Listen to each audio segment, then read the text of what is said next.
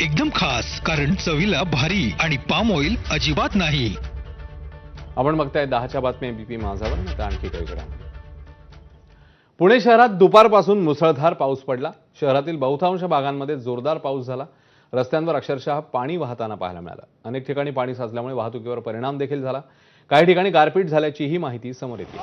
अचानक झालेल्या मुसळधार पावसामुळे पुणेकरांची मात्र तारांबळ उडाली. पुण्यातला हा पाऊस केवळ शहरापुरताच मर्यादित नाहीये, ग्रामीण भागातही जोरदार पाऊस झालेला आहे. तर पुण्यात तब्बल 130 वर्षांनंतर एप्रिल महिन्यात एवढा पाऊस झालाय. यापूर्वी 1896 मध्ये 51.1 मिलीमीटर पाऊस झालेला, तर आज तब्बल 65 मिलीमीटर पावसाची नोंद करण्यात आली.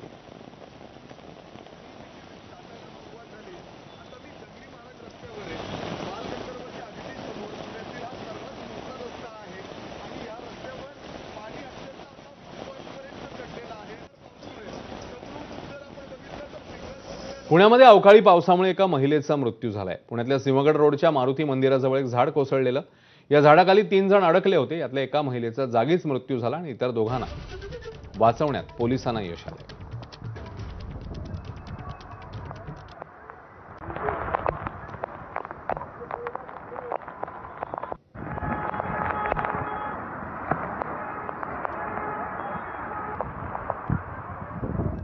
तर पुण्यामध्ये आज झालेल्या पावसामुळे अनेक घरात पाणी शिरलं. पुण्यातील समतानगर परिसरात पाणी शिरून घरातल्या वस्तूंचं मोठ्या प्रमाणात नुकसान झालंय.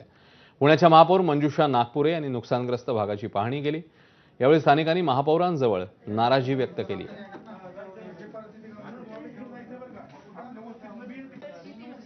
काही लोकांच्या घरात पाणी गेलेलं आहे सिंहगड रोडला सुद्धा. आणि आता इथे आपण पाहिलं तर झाड पडले आणि एक महिला दगावली. अत्यंत वाईट घटना झाली. जर तुम्ही पाहिलं तर खडकवासला लोकेशनला 104.2 mm पाऊस आहे. सिंहगड रोडला 100च्या पुढे पाऊस आहे. म्हणजे हे एक प्रकारचं क्लाउड बर्स्ट आहे. कमी वेळात जास्त पाऊस पडलाय आणि वारा सुद्धा सोसायट्याचा होता आणि त्यामुळे हे सगळं नुकसान झालंय. ऐन एप्रिल महिन्यात होणाऱ्या पावसाबाबत हवामान अभ्यासक मयुरेश प्रभूणेंनी कसं विश्लेषण केलंय ते बघूया. पुण्यासह पश्चिम महाराष्ट्रातल्या अनेक ठिकाणी विजांसह पावसाने हजेरी लावली.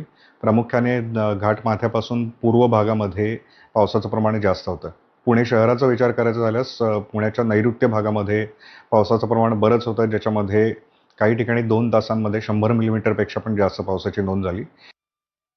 पिंपरी चिंचवड शहरालाही अवकाळी पावसाने चांगलंच झोडपलंय. अवकाळी पावसामुळे शहरात 17 ठिकाणी झाडं उन्मळून पडली आहेत, तर एका ठिकाणी भिंत कोसळल्याची ही घटना घडली. सुदैवाने शहरात कोणतीही जीवितहानी झालेली नाहीये. काही ठिकाणी पार्किंगमध्ये उभ्या असलेल्या वाहनांवर झाडं पडल्यामुळे मालमत्तेचं मात्र नुकसान झालंय.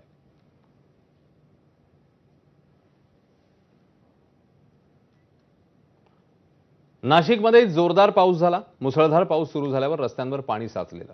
दिवसभर उन्हाचा कडाका